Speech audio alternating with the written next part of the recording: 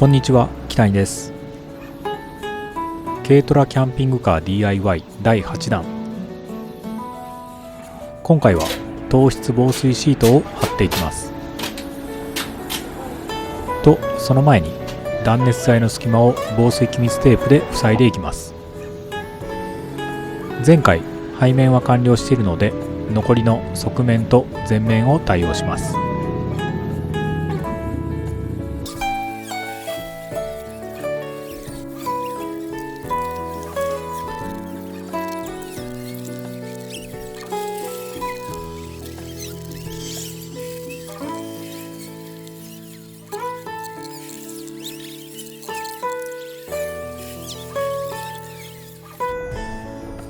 年末年始で作業のペースが落ちていますが、なんとか挽回して春までに完成させます。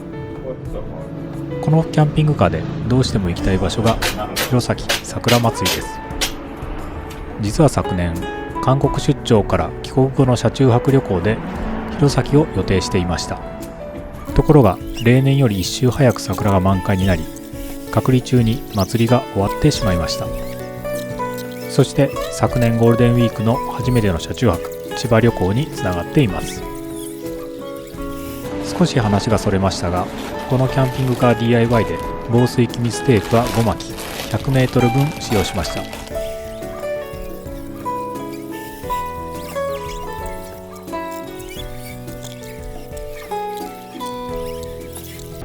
し、じゃあしっかり押さえて。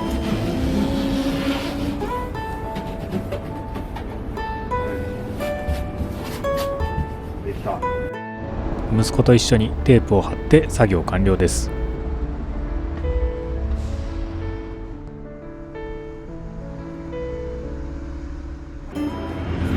続いて糖質防水シートを貼っていきます。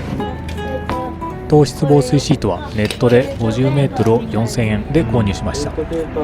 実際使ったのは 30m くらいでした。何かの参考になれば。触る前は紙のような質感をイメージしていましたが、どちらかというとビニールっぽい感じでした。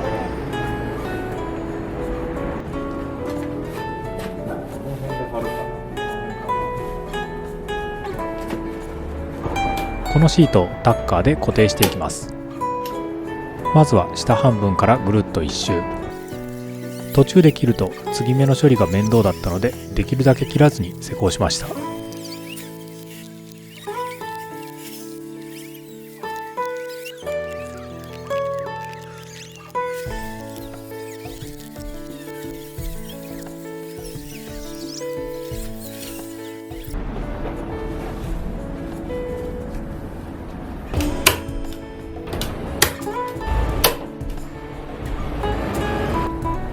下半分が終わったら、続いて重なるように上半分を留めていきます。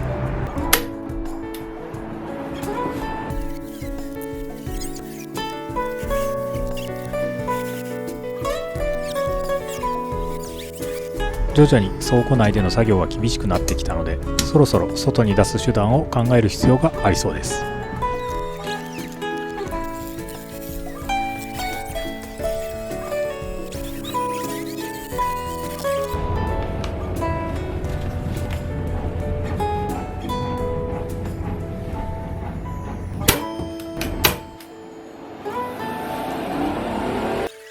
ぐるっと一周したら、突き出し部の下の余りを巻き込んで処理します。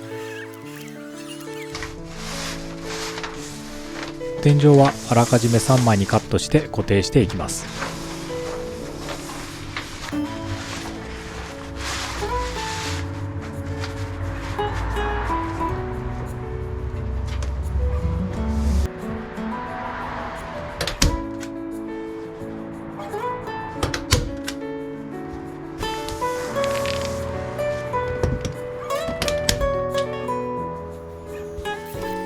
天井から垂れている部分を固定して、長すぎる部分をカットします。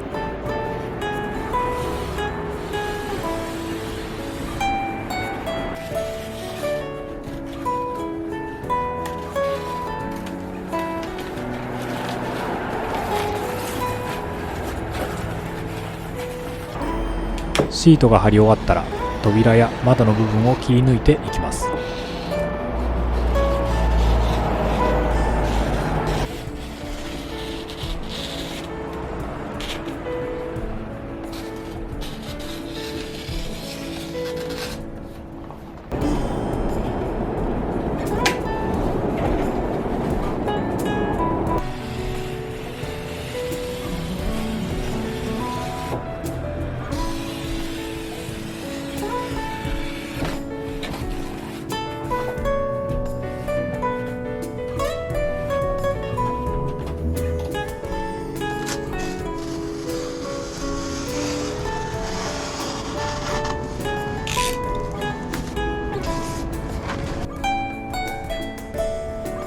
最後にシートの継ぎ目に防水テープを貼っていきます。防水テープは防水気密テープほど粘着力はありませんが、仮止め程度なので大丈夫だと思います。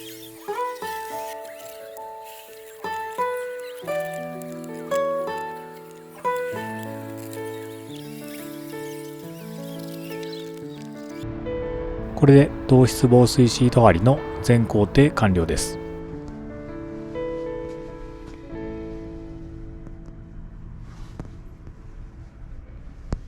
次回は壁として杉のノジ板を貼っていきます。それではまた。